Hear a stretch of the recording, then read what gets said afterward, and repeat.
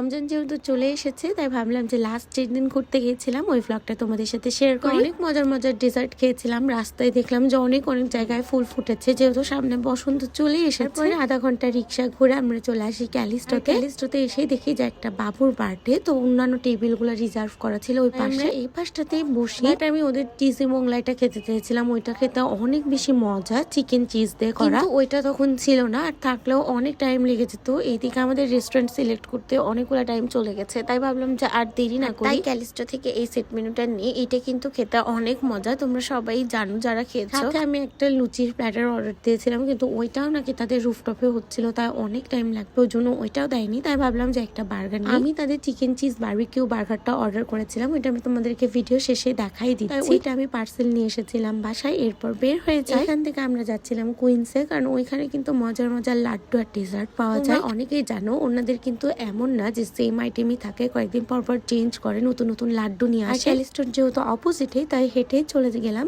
যে দেখি যে এখানে মজার মজার সব ডেজার্ট গুলো সাজানো ছিল, এগুলো দেখতে অনেক বেশি সুন্দর। তোমরা চাইলে রমজান স্পেশাল বরফিটা তাদের থেকে নিতে পারো, এক পিস 120 টাকা। তবে এটা আমি বাসাতেই বানাবো ভেবেছিলাম, সেই জন্য আমি আর ট্রাই করে দেখিনি। জাস্ট একটা কেক নিয়েছিলাম, চকলেট ময়েস কেক। তোমরা তাদের এখানে ফ্রেশ কেকও পেয়ে যাবে, সাথে বেকারি আইটেম আছে, বিস্কিট আছে, চানাচুর আছে, চকলেট আছে, হার্ড চকলেট যেগুলো নিয়ে। তাছাড়াও মজার মজার চিকেন আইটেম ছিল আর ডোনাটও ছিল, তোমরা চাইলে এগুলো নিতে পারো। আমি ওখান থেকে একটা মিষ্টি ট্রাই করেছিলাম, ওইটা হাফ ছিল, খেতে অনেক বেশি মজা, একদম রসালো ছিল আর পিঙ্ক কালার, দেখতে খুবই ভালো লাগছিল, একদম শক্ত শক্ত, খুবই টেস্টি খেতে। তোমরা গেলে এটা ট্রাই করে দেখতে পারো। ওইখান থেকে ফাতেমার জন্য একটা কেক পার্সেল নেওয়া হয়েছিল, তাই বাসায় এসে তোমাদের সাথে শেয়ার করি ভাবলাম। কেকটা খেতে খুবই মজা ছিল, একদম ফ্রেশ মনে হচ্ছিল। অনেক সময় এই স্লাইস কেক গুলা না একটু শক্ত শক্ত হয়ে যায়, হয়তো বা টাটকা থাকে না, তবে কালকেরটা খুবই ফ্রেশ ছিল, খেতে খুব মজা লাগছিল। এটা যদি তোমরা ফ্রিজে রেখে খাও তাহলে আরো ভালো লাগবে, বাট আমি সেই সাহস পাইনি, কারণ আমার অনেকদিন ধরে ঠান্ডাই ঠিক হচ্ছিল না। ক্যালিস্টো থেকে যে বার্গারটা নিয়েছিলাম, বার্গারটা খেতে খুবই মজা ছিল, তবে একটু লবণ বেশি ছিল। পেটি যেটা আমি দেখে ভেবেছিলাম যে চিকেন বারবিকিউ করা, তবে না, এটা হচ্ছে মোমোর চিকেন যেরকম হয় না মিক্স করা,